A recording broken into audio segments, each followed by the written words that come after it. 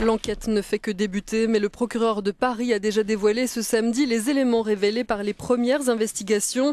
Ainsi, un passeport syrien a été retrouvé près de l'un des kamikazes du Stade de France. Un assaillant du Bataclan a été par ailleurs identifié comme étant un ressortissant français. Retour sur le déroulé des événements. Face à l'atrocité des actes commis, notre combat dans la lutte contre le terrorisme est plus que jamais déterminé. À 21h20, tandis que se déroule le match de football entre la France et l'Allemagne au Stade de France, une première explosion retentit rue Rimet à Saint-Denis, à hauteur de la porte D du stade. Sur place étaient découverts 2 corps, dont l'un est apparu comme étant celui d'un kamikaze, avec une ceinture explosive.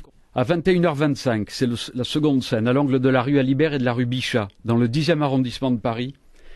Des personnes qui étaient attablées au bar Le Carillon et au restaurant Le Petit Cambodge ont été victimes de tirs de fusil d'assaut de type Kalachnikov. Sur place était découvert une centaine de douilles de différents calibres, notamment de calibre 7,62 mm. À 7 heures, le bilan sur cette scène de crime s'établit à 15 personnes décédées et à 10 victimes en état d'urgence absolue.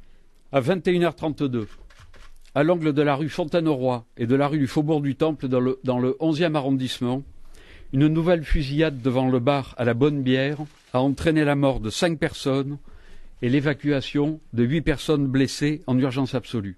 À 21h36, au 92 rue de Charonne, au restaurant La Belle Équipe, de nouveaux tirs de fusil d'assaut ont causé la mort de 19 personnes qui étaient attablées en terrasse de l'établissement. Aux alentours de 21h40, au 253 boulevard Voltaire, dans le 11e arrondissement de Paris, à l'intérieur du restaurant Le Comptoir Voltaire, un kamikaze se donnait la mort à son tour et a été trouvé porteur d'un dispositif explosif identique aux 2 premiers kamikazes du Stade de France. À 21h40, un véhicule polo de couleur noire se stationne devant, vous le savez, la salle de spectacle Le Bataclan au 50 boulevard Voltaire. 3 individus porteurs d'armes de guerre en sortent. Ils vont faire irruption dans la salle et tirer en rafale en plein concert pour ensuite prendre en otage le public qui, semble-t-il, a été regroupé devant la fosse, devant l'orchestre, ce qui explique que ce soit là que l'on trouve le plus de victimes. Les terroristes, lors des pourparlers tenus brièvement, ont évoqué la Syrie et l'Irak. Lors de l'assaut donné vers 0h20 par la BRI et le RAID, auquel je veux rendre spécialement hommage, 3 terroristes ont trouvé la mort. Le premier tué par un tir des forces de l'ordre et l'explosion du dispositif explosif qu'il portait, tandis que les 2 autres, chacun, ont actionné une ceinture explosive qu'ils portaient, qu'ils ont donc actionné au moment de l'assaut des forces de l'ordre.